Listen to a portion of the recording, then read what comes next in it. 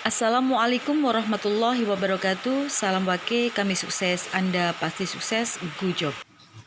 Nah, Ananda hebat. Pembahasan IPA kali ini ya, insya Allah pembahasan ini sudah sesuai dengan kisi-kisi penilaian akhir semester atau ulangan akhir semester 1, yaitu pada tema 1 dan ini khusus untuk kelas 6. Dan kali ini adik-adik kelas 6, yuk kita belajar bersama Wali Kelas Channel. Kali ini kita akan membahas tentang perkembangbiakan pada tumbuhan dan hewan. Nah, perkembangbiakan pada tumbuhan yaitu ada dua cara. Tumbuhan berkembang biak itu ada dua cara. Cara yang pertama adalah dengan cara vegetatif, yang kedua adalah dengan cara generatif, ya. Nah, apa itu vegetatif? Apa itu generatif? Vegetatif adalah perkembangbiakan pada tumbuhan tanpa adanya perkawinan. Jadi, karena tanpa adanya perkawinan, maka di sini tidak terjadi peleburan antara sel jantan dan sel kelamin betina. Nah, sel kelamin jantan pada tumbuhan itu adalah benang sari ya, sahabat hebat. Dan sel kelamin betina pada tumbuhan itu adalah putik sari. Jadi, kalau berkembang biak secara vegetatif itu adalah berkembang biak secara alami. Jadi, tidak ada perkawinan di sini, tidak ada peleburan. Nah, apa itu perkembangbiakan secara generatif?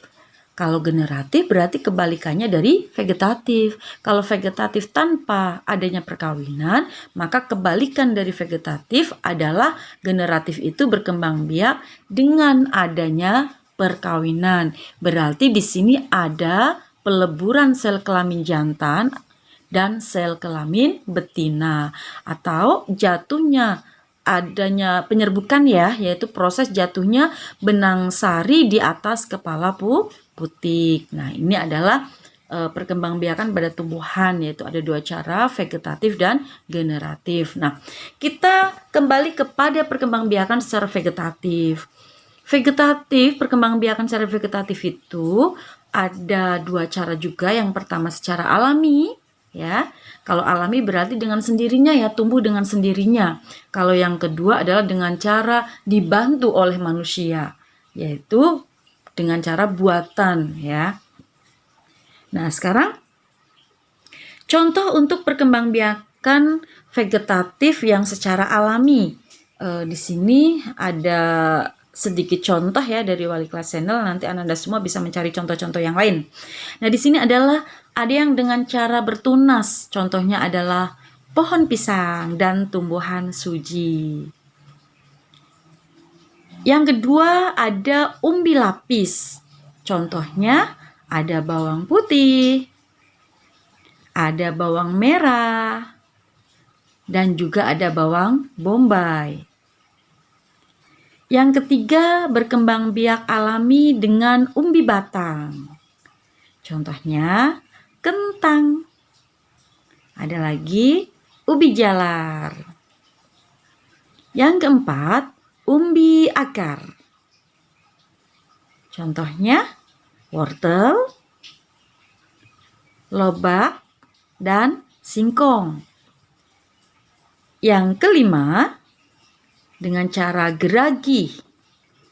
Contohnya, ada rumput teki, ada stroberi. Yang keenam, dengan cara rizoma atau akar tinggal ya. Contohnya, kunyit,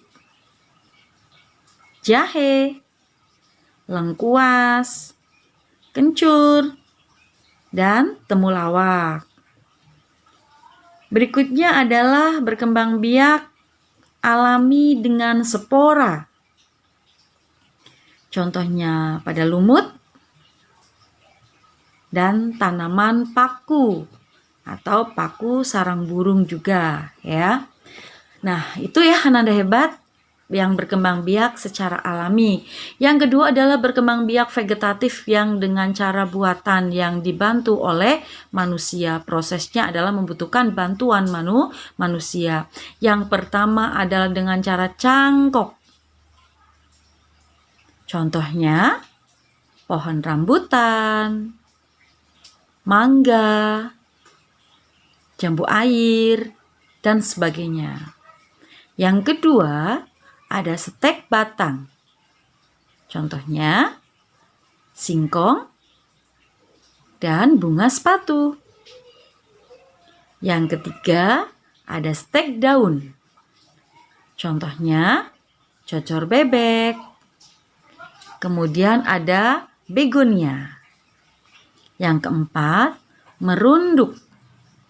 Contohnya, stroberi, bougainville.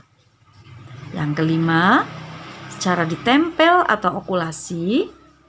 Contohnya, pohon jeruk, durian, rambutan, dan sebagainya.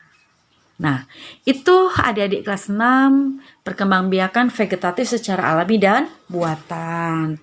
Kemudian kita next ya, lanjut yang berkembang biak secara generatif, yaitu contoh secara generatif. Tentunya biasanya ciri-ciri yang secara generatif itu pohonnya itu berbunga ya. Di situ memiliki benang sari dan putik sari ya. Ada yang hanya memiliki benang sari, ada yang hanya memiliki putik sari, ada yang memiliki keduanya. Nah, contohnya tumbuhan yang berkembang biak secara generatif itu ada durian, ada jeruk, ada mangga, ada rambutan, ada apel. Nah, itu adalah beberapa contoh tumbuhan yang berkembang biak secara generatif. Kemudian, next.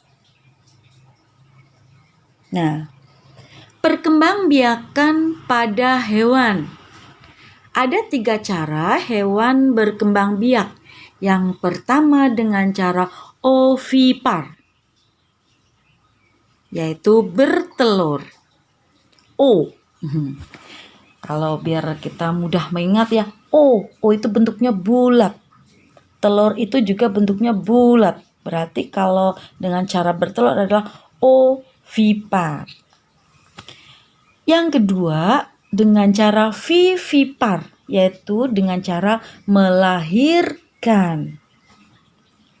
Yang ketiga, ada ovovivipar, yaitu berkembang biak dengan cara bertelur dan juga melahirkan. Kemudian ciri-ciri hewan yang berkembang biak dengan cara bertelur atau ovipar. Yang pertama adalah tidak memiliki daun telinga. Yang kedua, mengerami telurnya. Dan yang ketiga, tambahan nih ya, karena bertelur tidak melahirkan pasti tidak mempunyai rahim. Nih. Kemudian ciri-ciri hewan yang berkembang biak secara vivipar atau melahirkan. Yang pertama, kebalikan dari ovipar tadi. Ya. Yang pertama, kalau ovipar tidak memiliki daun telinga, kalau vivipar itu adalah kalau hewan yang termasuk golongan vivipar itu memiliki daun telinga. Yang kedua, karena melahirkan tentu memiliki rahim. Yang ketiga, biasanya tubuhnya itu ditutupi rambut. Yang keempat itu termasuk kelompok mamalia, bagian besar ya. Merupakan kelompok mamalia. Mamalia itu adalah hewan yang menyusui. Ovovivipar adalah salah satu cara berkembang biaknya hewan, yaitu dengan cara bertelur dan beranak. Nah, maksudnya bagaimana? Maksudnya itu embrionya itu berkembang di dalam telur, dan telur tetap berada di dalam tubuh induknya sampai telur menetas. Nah, setelah telur menetas, maksudnya individu baru tersebut ya, yang embrio tadi yang sudah menetas tadi dari telur tadi menjadi individu baru keluar dari tubuh induknya. Nah, ya, seperti itu. Adapun ciri khas binatang ovovivipar ini ya, yang hewan yang termasuk ovovivipar ini adalah mempunyai ciri khas, yaitu pada embrionya yang berkembang biak dan tumbuh di dalam telur ya. Itu setelah tumbuh di dalam telur, kemudian setelah cukup umur, telur tersebut akan menetas anak hewan kan. Kemudian anak hewan tersebut akan keluar dari tubuh induknya. Inilah sangat-sangat khas sekali ya, sangat khas sekali.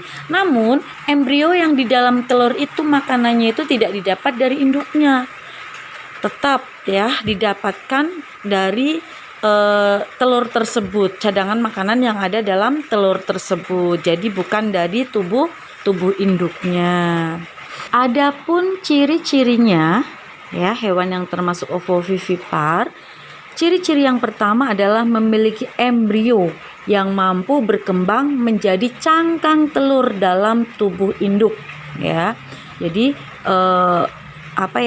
memiliki embrio kemudian berkembang kemudian menjadi cangkang telur dalam tubuh induknya gitu. Kemudian yang kedua adalah pembentukan anak dilakukan dengan cara generatif ya, yaitu dengan cara melalui perkawinan. Kemudian uniknya lagi nih, hewan ini kan melahirkan ya, namun hewan ini tidak menyusui dan juga tidak memiliki rahim. Dan bahkan biasanya kalau sudah lahir, anak dari hewan ini atau binatang ini tidak diasuh oleh induknya. Nih ya, ini sangat khas sekali. Dan adapun asupan makanan yang didapatkan dari telur itu dalam berkembang biak ya, dalam tubuh induk itu adalah bukan dari tubuh induknya, namun adalah dari telurnya itu. Nah, ada juga yang setelah menetas ya, spesies itu akan dikeluarkan dari tubuh induknya.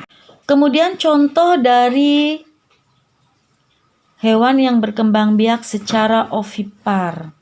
Contohnya adalah burung, ada ikan, ada reptil, jenis reptil ya.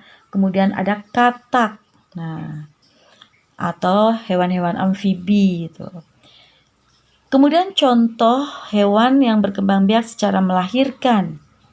Sapi, kucing, ada kambing, ikan paus atau lumba-lumba, ada landak, dan orang utan. Nah, coba perhatikan semuanya itu kan mempunyai telinga, ditutupi rambut, ya. Mereka itu juga menyusui. Kemudian contoh yang ovovivipar.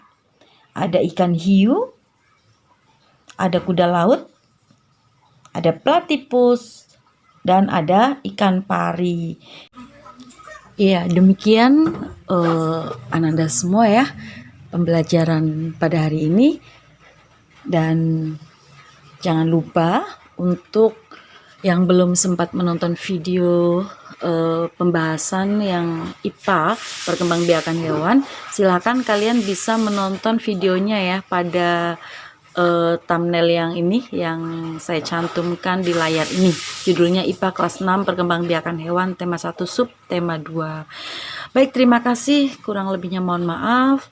Dari Wali Kelas Channel, alhamdulillahirabbil alamin. Assalamualaikum warahmatullahi wabarakatuh.